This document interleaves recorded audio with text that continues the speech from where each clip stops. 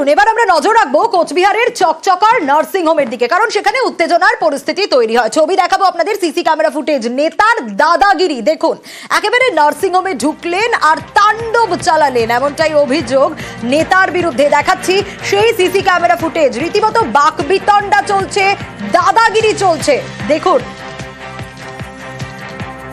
দেখুন কিভাবে হাতাহাতি মারামারির পর্যায়ে চলে গেছে। একেবারে তাণ্ডব চালানোর অভিযোগ এই নেতার বিরুদ্ধে এবং তাকে সরিয়ে নিয়ে যাওয়ার চেষ্টা করা হচ্ছে। এই ছবি দেখাচ্ছি সিসি ক্যামেরা ফুটেজ, যেটা কোচবিহারের চকচকার নার্সিং হোমের ছবি। পঞ্চায়েত সমিতির কর্মাধ্যক্ষ আর তার অনুগামীর দাদাগিরির ছবিটা দেখুন, সিসি ক্যামেরা ফুটেজে ধরা পড়েছে সেই ছবি। আর এই যে ঘটনা, এই ঘটনায় এক নিরাপত্তারক্ষী আহত পর্যন্ত হয়েছেন। শুভঙ্করের কাছ থেকে জানতে চাইবো, শুভঙ্কর, হলোটা কি, কেন এরকম পরিস্থিতি তৈরি হলো? এই নেতার দাদাগিরির অভিযোগ এবং যে ছবি আমরা দেখছি, ঘটনার সূত্রপাত কোথায়? সোনিয়া, তোমাকে যে ছবিটি টেস্টটি দেখানো হচ্ছে, এটা কোচবিহারের চকচকা এলাকার একটা বেসরকারি হাসপাতালে। হাসপাতাল কর্তৃপক্ষের অভিযোগ, গতকাল রাত 11:30 নাগাদ ওই তিনি কোচবিহার 2 পঞ্চায়েত সমিতির কর্মাধ্যক্ষ, তিনি তার দলবল নিয়ে ওই নার্সিং বেসরকারি হাসপাতালে ঢোকেন এবং তাণ্ডব চালান, রীতিমতো তাণ্ডব চালান, ভাঙচুর করা হয়, হাসপাতালের সিকিউরিটি গার্ডকে মারধর করা হয়। এটা অভিযোগ, হাসপাতাল কর্তৃপক্ষ অভিযোগ যে ওই নেতা বেশ কিছুদিন ধরেই হাসপাতালে ঝামেলা করছিল, এরপরই গতকাল রাতে ওই তাণ্ডব চালায় এবং ভাঙচুর করে। যদিও ওই নেতার অভিযোগ যে হাসপাতাল কর্তৃপক্ষ যে ধরনের অভিযোগ করছে তা ভিত্তিহীন, তিনি কোনো মারধর করেন। কি বলছেন এই অভিযুক্ত নেতা? দেখি, একজন পেশেন্ট, তার বিল হয়েছে 1,61,000 টাকা। সেই জায়গায় সে টাকা দিতে পারছে না বলে সকালবেলা যে পেশেন্টের ছুটি হয়েছে সেই পেশেন্টকে রাত্রি 8টা পর্যন্ত আটকে রাখলো। বিভিন্ন জায়গা থেকে তিনি টাকা পয়সা জোগাড় করে আনার পর তারপরে তাকে রিলিজ করা হলো। না, ভাঙচুরের সেরকম কোনো কিছু না। কালকে রাতে 11:30 সময় 10-15 জন গেটের মধ্যে ধাক্কা দিতেছিল, ধাক্কাতে গালিগালাজ করতেছিল। আমি যাই জিজ্ঞেস করলাম, দাদা কী দরকার? ওরা বলতেছে গেট গালিগালাজ যেমন গেট খোলা যাবে না।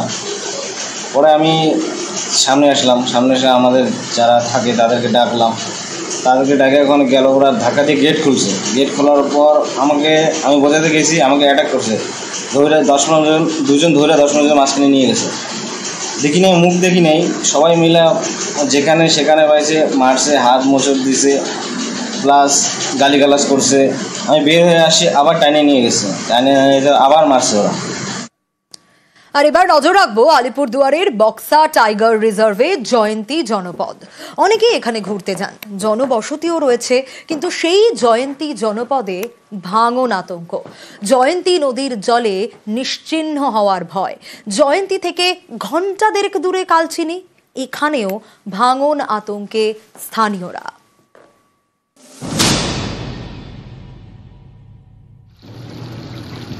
এটা আলিপুরদুয়ারের জয়ন্তী নদী,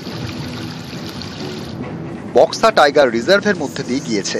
জয়ন্তী নদীর এক পাশে জয়ন্তী পাহাড়, আরেক পাশে জয়ন্তী জনপদ। এখানকার জনসংখ্যা প্রায় 750। এই জয়ন্তী জনপদেই এখন ভাঙন আতঙ্ক, নিশ্চিহ্ন হয়ে যাওয়ার ভয়।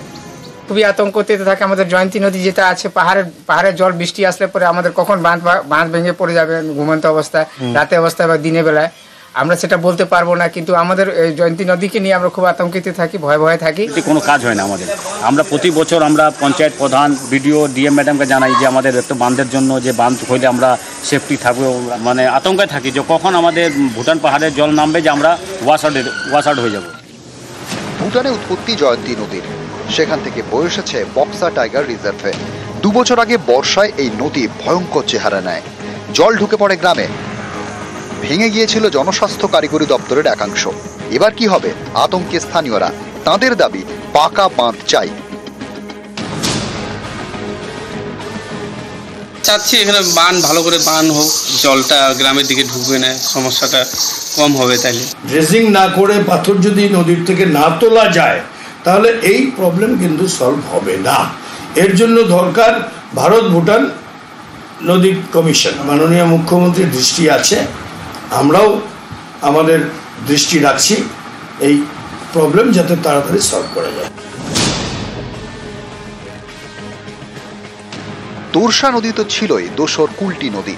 আলিপুরদুয়ারের কালচিনিতে কোদাল বস্তি, অনেকে এখানে ঘুরতে যান। এই বস্তির দুদিকে দুটি নদী, তোরসা এবং কুলটি। বর্ষা এলেই এই দুই নদী ফুলে ফেঁপে ওঠে, তলিয়ে যায় কোদাল বস্তির 7টি হোমস্টে। আবার সামনে বর্ষা, এখন থেকে আতঙ্কে কালচিনির গ্রাম। কোনো আরো বর্ষা আসতেছে, কোনো বর্ষার সময় আরো কি হয়, আরো আসতে পারে। ওই জন্য আমরা এই জমির বানের জন্য কোনো ব্যবস্থা করলে ভালো হয়। কোদাল বস্তির বাসিন্দারা রাভা জনজাতির, তাদের হয়ে জেলা শাসককে বুধবার ডেপুটেশন দেয় রাভা স্টুডেন্টস ইউনিয়ন।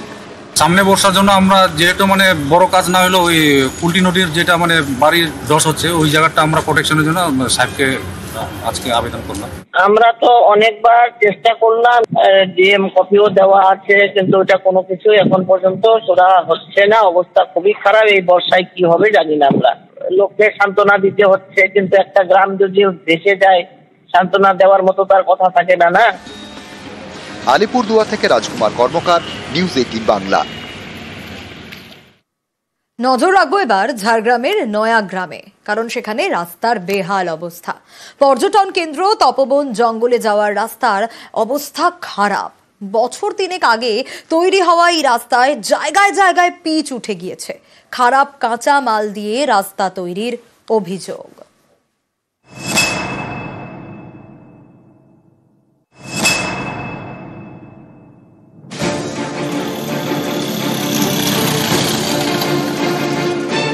রাস্তায় গর্ত, সেখানে জমা জল। রাস্তার উপর দিয়ে লরি গেলেই ধুলোয় ঢাকে চারপাশ। এটা ঝাড়গ্রামের নয়াগ্রামের রামেশ্বরের রাস্তা। এখানে বছর 3 আগে প্রায় 11 কিলোমিটার পিচের রাস্তা তৈরি করা হয়। সেই পিচ একটু একটু করে উঠতে উঠতে এখন রাস্তা এবড়ো খেবড়ো। আমরা তো খেটে খাওয়া মানুষ, আমরা তো অফিস আদালত যেতে পারি না। যারা পঞ্চায়েত প্রধান, ওরাকে বলা হয়েছিল যে করে দিলে সবাই সুবিধা হতো। ওই রাস্তা আমরা স্টেট লেভেল পর্যন্ত পাঠিয়েছি এবং ওটা তাড়াতাড়ি হবে এই আশ্বাসটুকু আমরা দিতে পারি। ভারী গাড়ি চলছে, ওটা তো তাহলে পাবলিক কমপ্লেন তো আমাদের কেউ করেনি এখনো। পাবলিক যদি কমপ্লেন করে যে ভারী গাড়ি চলছে, তাহলে আমরা ব্যবস্থা নেব। রামেশ্বর পর্যটন কেন্দ্র, এখানে রয়েছে রামেশ্বর মন্দির, তপবন জঙ্গল। এই সব জায়গায় যাওয়ার রাস্তাই বেহাল হয়ে পড়ে রয়েছে দীর্ঘদিন। একবার রিপেয়ারিং স্কিম হয়েছিল, শুধুমাত্র রিপেয়ারের ছিটে ফোটাও হয়নি, টাকা তুলে তৃণমূলের এখানকার যারা এবারে মাথার উপরে বসে আছেন তারা আত্মসাৎ করেছেন কন্ট্রাক্টরকে দিয়ে।